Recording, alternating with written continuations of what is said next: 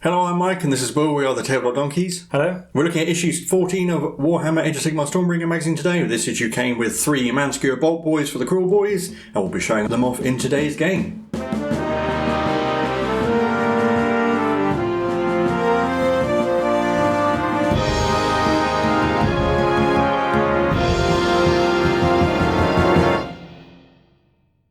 Looking through the issue first, we have some background on the Ogre Moor tribes. These are vicious humanoid creatures that have a hunger for battle. Taking that phrase fairly literally, they will actually eat their opponents during battle, either just for the thrill of it or as part of their magics. And they live by a fairly simple principle: the strong lead and the weak are eaten. And they form into various tribes.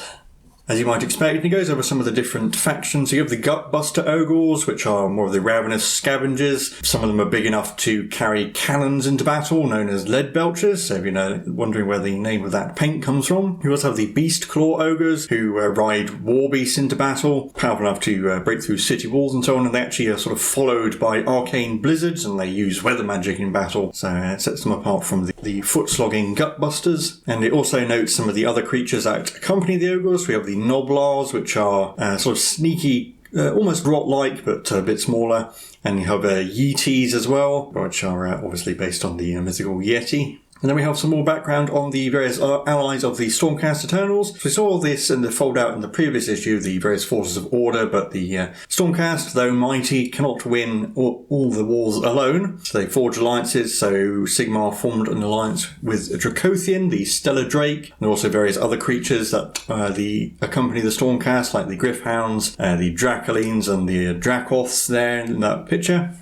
And we also have some of the other various alliances. So we have the Lumineth, the Seraphon, the Fireslayers, the Ideneth Deepkin, and the Daughters of Cain. And it gives a brief description as to why each of them has joined the Stormcast. Mostly it's due to their mutual hatred of chaos. So we have a battle record for the Man-skewer Boltboyz. So these are orcs who see ranged combat as the most cunning way of going about battle. So they will happily lie in wait for the perfect chance to skewer their targets. They use smaller versions of the Beast Skewer Killbow. You can generate names for them and come up with various traits and so on. And then the build guide for them. These are not pushed together models, so you will need glue. Otherwise they're not too difficult to put together. So starting off with the boss.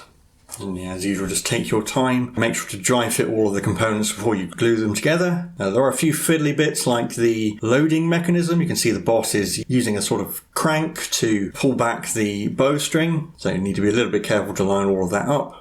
And there's the third one. It does note there will be some spare parts. There are several heads and various helmets and visors available. And there is an extra crossbow because you would use the same kit to build a generic one instead of the boss if you wanted to add to the unit. And then the painting guide. So gathering up most of the paints we have up to this point. It does give some hints here that it's better to paint dark colours first and then paint the light ones over it. And that's probably see more of that in the future, but that's sort of how the Citadel painting method they like you to use. Where it's a very basic, well, it's a very simple way of painting and it works fairly well. So you're starting with the darker colours before going on to the lighter ones. In this example, we're starting off with Catachan Flesh for the banner and then going over with Wraithbone because it's going to be painted brighter later on, I imagine. But otherwise, they're effectively the same, similar to the other Kruleboyz. So there's quite a lot of leather on these, so we're using Catachan Flesh for that. Lead belcher for all the mechanical parts. Don't forget to pick out a couple of parts of them in with Mephistum Red to sort of tie them in with the rest of the Kruleboyz. And there's Wraithbone for bowstrings as well, and the banner and so on. And picking out the halves of the arrows in Corax White, which is certainly an interesting choice. I just went for brown, to be honest. And then you can see them finish up to this point. So now I can hand you over to Will, and we'll learn some new rules for the Boltboyz, and he'll take us into today's game.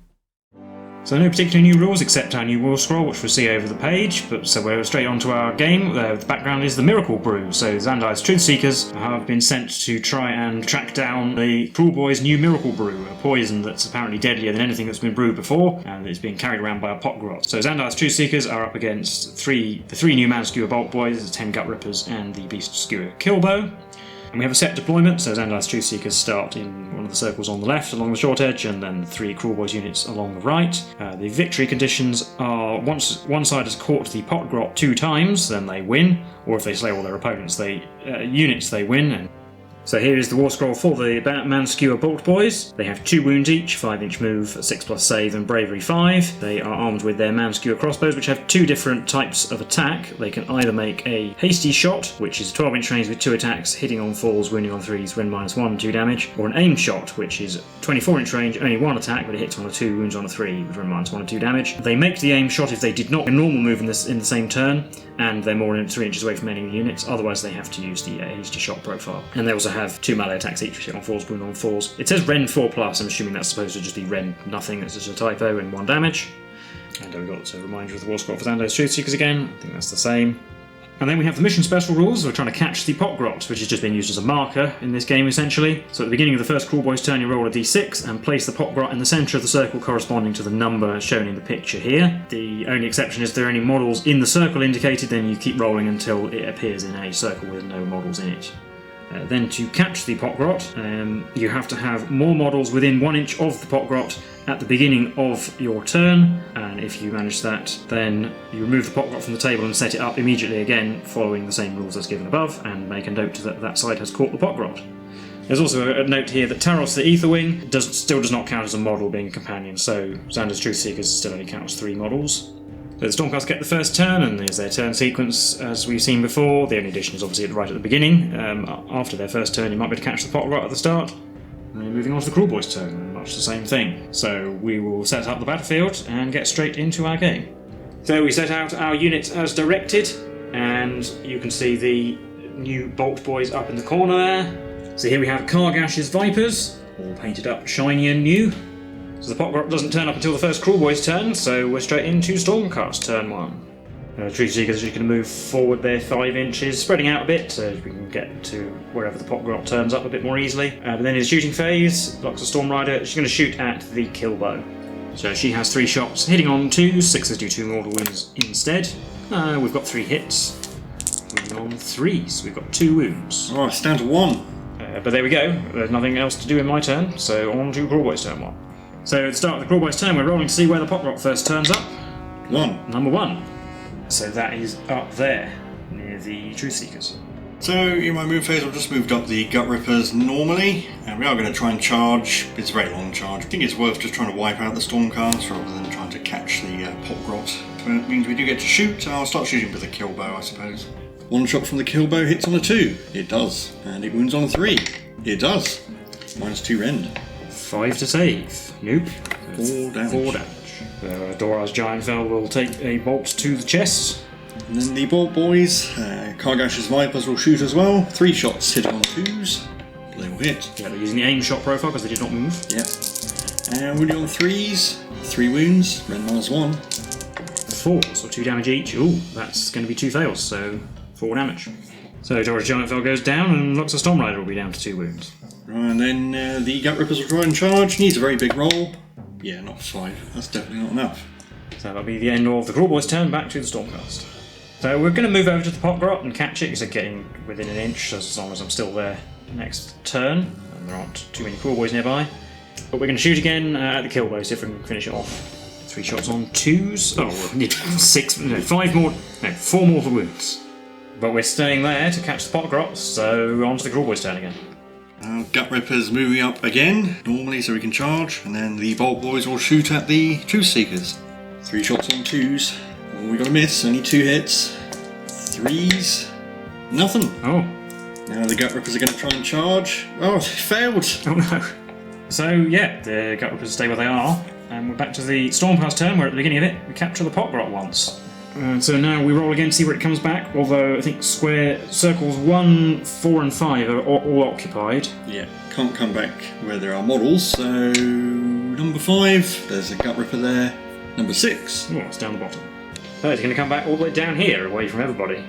The remaining Truthseekers are going to head back down towards the bottom of the board after that Pot-Grot, staying 3 inches away from the Gut Rippers, of course. In the shooting phase, though, we're going to shoot at the Boltboyz. 2 6s do mortal wounds. We've got 3 normal hits. Wounding on 3s. Oh, we failed, so 1 is still alive. Yay.